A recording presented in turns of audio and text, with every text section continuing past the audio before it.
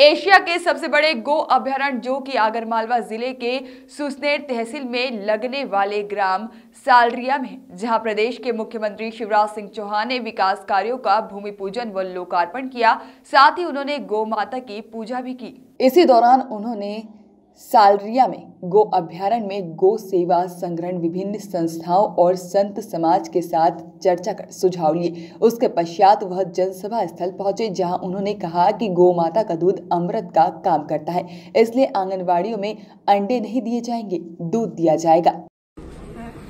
बनाने में सहयोग करे, इसके लिए भी काम करना जरूरी है और इसलिए गाय का दूध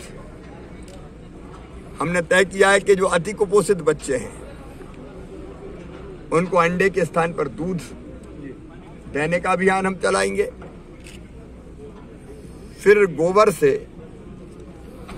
खाद बनती है, केमिकल फर्टिलाइजर जो लोगों की सेहत बिगाड़ रहा है, विषाक्त कर रहा है अन्न को, जैविक खाद का निर्माण, गौमूत्र से कीटनाशक बनते हैं, कीटनाशकों का निर्माण जो धरती का स्वास्थ्य सुधारे और धरती मां की सेवा भी करे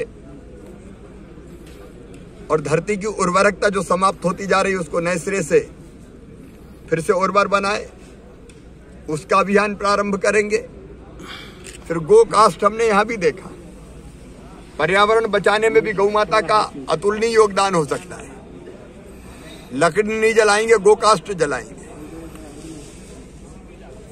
और गो कास्ट का उपयोग लकड़ी के स्थान पर बहुत आनंद के साथ हो सकता है और साइंटिफिकली भी यह सिद्ध हुआ है कि वो ज्यादा उपयोगी है। वन बचेंगे, गो कास्ट बिकेगा तो गौशालाओं की आय बढ़ेगी। अंतिम संस्कार के लिए भी गो कास्ट का उपयोग किया जाएगा। हम ये प्रयास करेंगे, लकड़ी क्यों जलाएं। होली भी अगर जलाना तो गो कास्ट की होली जले, मतलब गोबर के जो कंडे बनते हैं उनसे होली जले, तो गौशालाएं भी चले, गोबर भी बिके, आय भी बढ़े और पर्यावरण भी बचे, हमारे जंगल भी बचे। एक नहीं, ऐसे अनेकों प्रकल्प हो सकते हैं। गो और मूत्र से औषधियां, कीटनाशक, पंचगव्य से दवाइयां, उसका अभियान चलाया जाएगा और यही सालरिया में इन सब चीजों पर रिसर्च करने के लिए एक गो विज्ञान केंद्र बनाया जाएगा। नानाजी देशमुख जो हमारी यूनिवर्सिटी है उसके सहयोग से यहां भी सालरिया में इसको एक उदाहरण बनाने। मित्रों, मध्य प्रदेश में गो संरक्षण और संवर्धन के लिए हमने मंत्री परिषद की समिति बनाई। आज प्रातःकाल भोपाल में उस समिति की, ग्रुप ऑफ मिनिस्टर्स की, मंत्री परिषद की समिति की बैठक हुई। कुछ निर्णय हमने वहां किए हैं और आज हमने देश भर के ऐसे समाज से भी विशेषज्ञ जो गो सेवा का काम कर रहे हैं और आर्थिक रूप से भी कैसे गाय स्वावलंबी बना सकती, इस दिशा में जिन्होंने बड़ा काम किया है, ऐसे महानुभाव भी आज निमंत्रित किए थे, उनके साथ भी चर्चा हुई है। एक बार विस्तार से वर्चुअल वीडियो कॉन्फ्रेंसिंग के माध्यम से फिर उनसे चर्चा करेंगे। लेकिन सवेरे हमने तय किया था कि मध्य प्रदेश में अभी लगभग 7 से लेकर 8 लाख के बीच ऐसा गोवंश है जो बाहर घूम रहा है। उसको हमको गौशालाओं के अंतर्गत लाने का प्रयास फेजेज में करना है, एक साथ नहीं हो सकता और इसलिए नई गौशालाएं बनाएंगे। हम अभी लगभग 2000 और नई गौशालाएं अलग अलग स्थानों पर जहां जमीन उपलब्ध होगी वहां बनाने का एक अभियान प्रारंभ करेंगे। 2000 भी फेजेज में बनेगी, जहां जमीन मिल जाएगी वहां हम निर्माण का काम प्रारंभ करेंगे और वो सब गौशाला सरकार नहीं चलाएगी, सरकार इंफ्रास्ट्रक्चर बनाएगी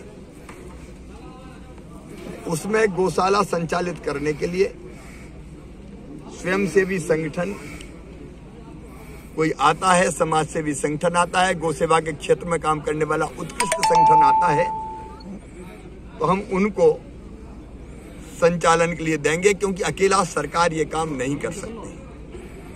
सरकार व्यवस्थाएं खड़ी करेगी, समाज चलाए, समाज के अच्छे संगठन चलाए गौ सेवा के क्षेत्र में काम करने वाले।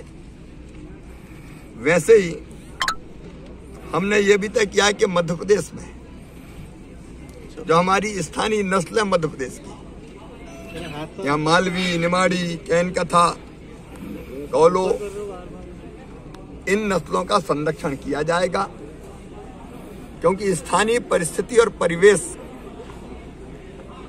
में जो गाय रहती है, स्वाभाविक रूप से रही है, वही हमारे लिए सर्वश्रेष्ठ सिद्ध हो सकती है। के काम वन विभाग से भी हमने बात की है कि जो उजड़े हुए वन है वहां चारागाह विकसित किए जा सकते हैं, तो गाय को अच्छा चारा मिल सकता है। उस तरह के प्रयोग हम प्रारंभ करेंगे।